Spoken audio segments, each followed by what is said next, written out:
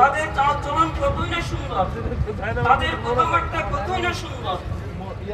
তখন তিনি বললেন, হ্যাঁ, এর সাথে যেন রব্বুল ইজ্জত আমাকে এই ব্যাপারে কি নির্দেশনা দিয়েছেন সেই বিষয়টা আমাকে অনুসরণ করতে হবে, সেটাকে আমি ফলো করতে হবে। এবং সেটা আলোকেই হাদিসটি বর্ণিত তিরমিজি শরীফের হাদিস। তিনি বলেন, ক্বালা আসহাবু রাসূলুল্লাহ সাল্লাল্লাহু আলাইহি ওয়াসাল্লাম, রাসূল করিম সাল্লাল্লাহু আলাইহি ওয়াসাল্লামের সাহাবী আজমাইন রাদিয়াল্লাহু মধ্যে থেকে, আল্লাহুল বালাউল আমিন, নিশ্চয় এই যে পরীক্ষা, এই পরীক্ষাটা ইব্রাহিমের জন্য ছিল অনেক বড় একটি পরীক্ষা, ইসমাঈলের জন্য ছিল অনেক বড় একটি পরীক্ষা। এই পরীক্ষায় যখন ইব্রাহিম আলাইহিস সালাম উত্তীর্ণ হলেন, তখন রব্বুল আলামিন তাকে বলেন সালাম। আল্লাহর নির্দেশনার সামনে পদদলিত করার মাধ্যমে সামনে অগ্রসর হওয়া কুরবানির অন্যতম। এই কুরবানির দিনে রব্বুল আলামিনের কাছে সবচেয়ে প্রিয় আমল হলো আহাব্বু। আমরা মানুষের জন্য, জীবনের জন্য আমরা একজন আরেকজনকে কি করব, তার বিপদে আপদে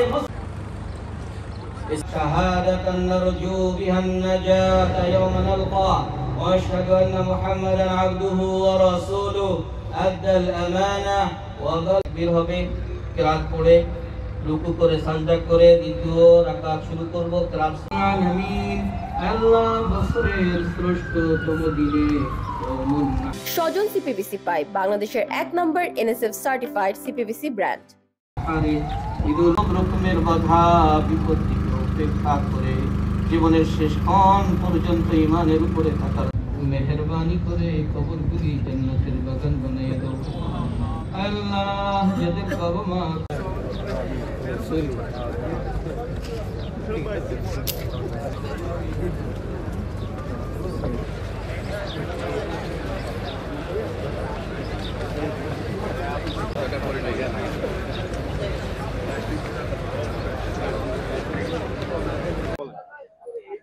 প্রতি বছরের নিয়ে এবারও প্রায় ৭,০০০-এর অধিক মুসল্লি নিয়ে আমাদের মাতৃমণিজ পার্কে ইউরোপের সর্ববৃহৎ ঈদের জামাতে শরীক হতে পারে নিজেকে অনেক সৌভাগ্যবান মনে করছি।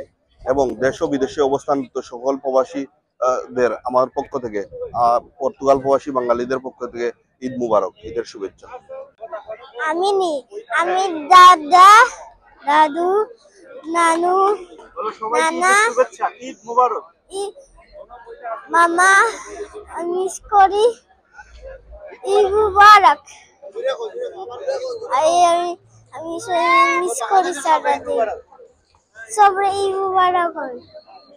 ইউরোপের অন্যতম বৃহৎ ঈদ জামাত, যেখানে ৭,০০০-এর অধিক মানুষ নামাজ পড়ে পর্তুগালের এই মাতৃমণিজ পার্কে, সেখানে এসে বিভিন্ন কমিউনিটির মুসলমানদের সাথে নামাজ পড়তে পেরে আমি অনেক আনন্দিত।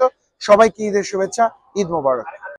বরাবর মতোই পর্তুগালে সবচেয়ে বড় ঈদের জামাত, ইউরোপের মধ্যে সবচেয়ে বড় জামাত এটা, কারণ এত বড় জামাত খোলা মাঠে কোথাও হয় না।